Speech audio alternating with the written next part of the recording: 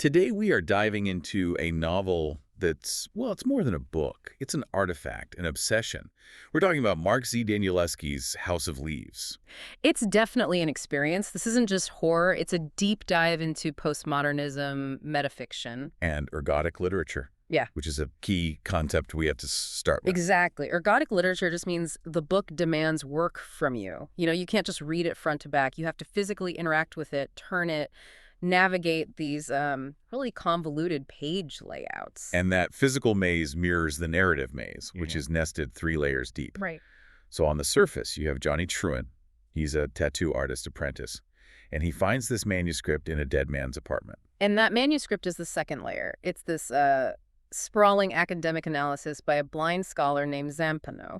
A blind scholar writing about a film. A fictional film. And that film, the Navidson Record, is the third and deepest layer. That's the core of the story. Let's focus on the record for a minute, because this is where the pure horror really kicks in. The premise is that a famous photojournalist, Will Navidson, moves his family into a new house in Virginia. A completely normal-looking house. On the outside, yeah. But then a door appears where there wasn't one before. And it opens into a hallway that shouldn't exist. Because it extends out past the outer walls of the house. The house is literally larger on the inside. An impossible space. And behind that door is this vast, cold, dark labyrinth.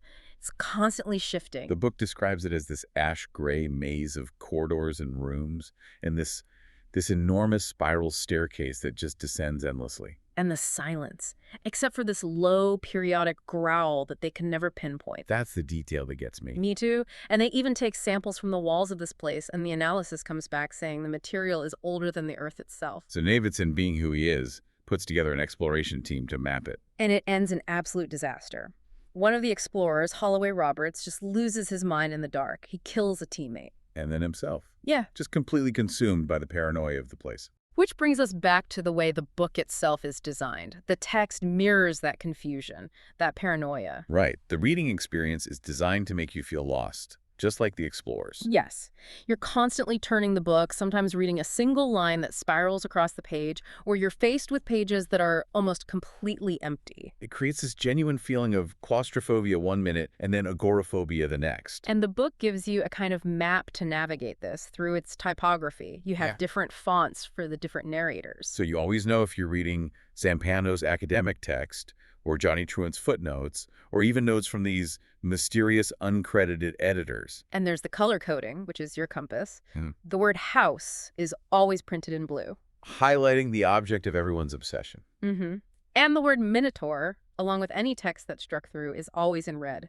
It signals danger, violence, something being hidden or removed. Which is the perfect segue back to Johnny Truant, because his story is told entirely in these frantic footnotes.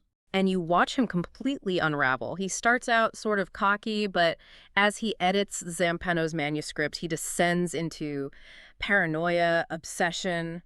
His life just falls apart. It's a full-on mental collapse, and by the end, he's setting the whole manuscript on fire. Which creates the ultimate paradox for you, the reader. Who do you believe? Exactly. You have the blind scholar, Zampanò, who insists this film, the Navidson Record, is real, but then you have Johnny, who, despite being completely unstable, actually tries to debunk it, pointing out that Zampanò's sources don't exist. But then the editors pop in with their own footnotes, this contrary evidence, suggesting, hey, maybe the film is real after all. You're left not knowing what to believe. And this whole fictional universe was even expanded.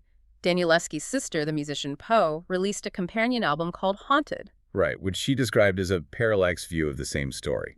Just another layer of reality. The novel's influences, This is huge. You see it everywhere in modern media. Oh, absolutely. Video games like Control and Anatomy are deeply inspired by it. And of course, there's the infamous Doom 2th mod, myhouse.wad. All of them take that core idea, the normal family home that's secretly this ancient, malicious, impossible space. So when you finally close the book, you're left with this question. Yeah. You've wrestled with this impossible physical object about an impossible house, obsessed over by narrators you can't trust. What's real? Well, here's a final thought to leave you with. Danielewski later published sequel screenplays where it's revealed that the book we read, House of Leaves, is actually based on real suppressed film footage. It's presented as a fake fiction scandal. So the fiction becomes real within the fiction. Exactly. And it makes you wonder if the book's dizzying, unreliable, fragmented format isn't just a literary trick. Maybe it's a mirror. Maybe it's meant to show that reality itself is just as unstable, just as impossible to truly pin down.